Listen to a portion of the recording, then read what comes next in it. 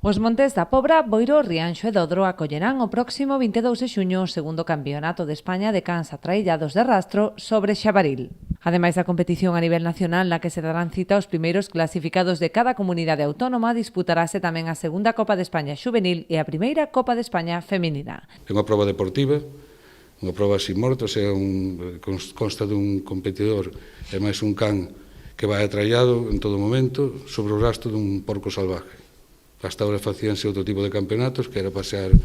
unha piel ou un porco por un determinado terreno, e concursar cun can atraelado e ver como iba facendo o can, por o cual existe un reglamento de puntuación para puntualo.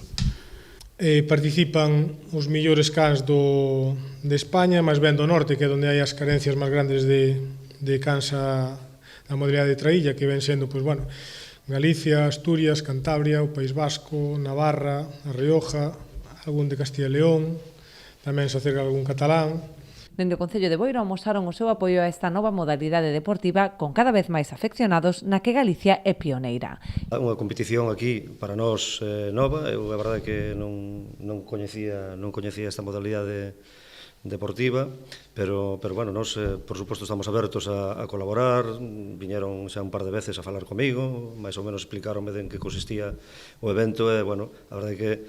ten moitísima, eso sí que o sei, ten moitísima afección, hai moita afección á caza aquí en Galicia, o rastro do xabarín, evidentemente, é unha